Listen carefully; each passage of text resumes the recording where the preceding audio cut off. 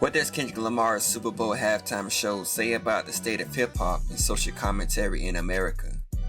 And what happens if he performs his famous diss song, Not Like Us, calling out Drake, right in front of Donald Trump? In this video, we'll dive into the tricky situation and say the quiet parts out loud.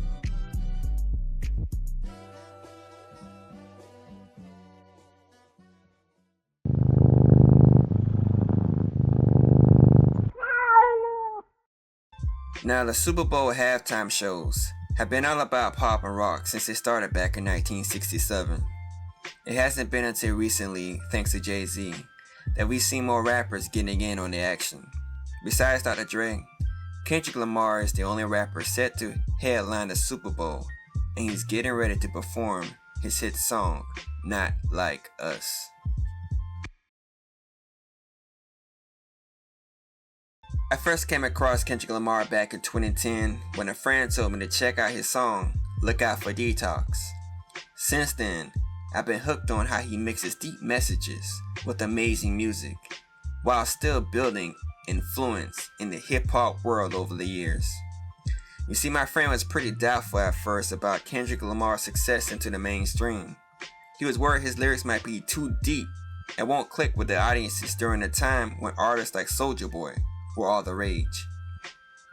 Fast forward to now, and everyone is singing Not Like Us. But Kendrick has a different kind of challenge on his hands now, but not from Drake, rather from his own success. If he wants to stick to his principles, can he perform Not Like Us while also calling Drake a PDF in front of someone linked to Epstein, who's known for pardoning a few PDFs himself, and who's also known for exploiting the black vote? I can only see the black ones. I can't see any white ones, you see? That's how far I've come. That's how far I've come. That's a long way, isn't it? We've all seen the mugshot. And you know who embraced it more than anybody else? The black population.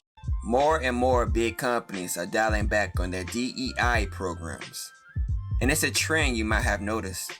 So, what's DEI all about? If you asked a typical Republican, they might say it's all about hiring a certain percentage of black people to avoid government penalties. But is that the whole story? Well, let's break that down. DEI stands for diversity, equity, and inclusion. And it really got its start during the civil rights movement back in the 50s and 60s. Those movements fought against segregation, voting restrictions, and unfair access to housing, pushing the idea that everyone deserves equal chances and respect, no matter their race, gender, or identity. Now, the pushback against DEI mainly focuses on its impact in the workplace. DEI programs are crucial for protecting employees from discrimination based on race, gender, sexual orientation, and disabilities. When companies get rid of these initiatives, employees are at a higher risk of facing discrimination without much support.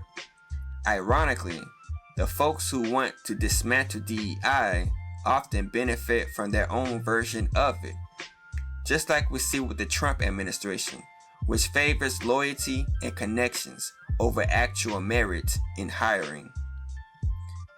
Now, back to the NFL. Have you heard the news?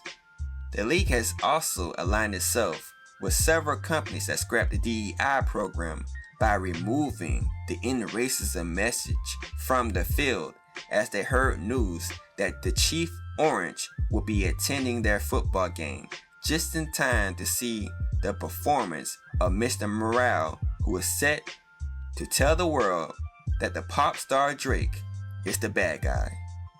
How fascinating. If you're curious if this video is taking a shot at Kendrick Lamar, well, it definitely is. You see, I've been a fan of Kendrick for ages, but lately, I've been struggling to vibe with his music. I still see him as a top-notch artist with real authenticity, but a lot of his recent stuff just feels bitter and kind of self-righteous.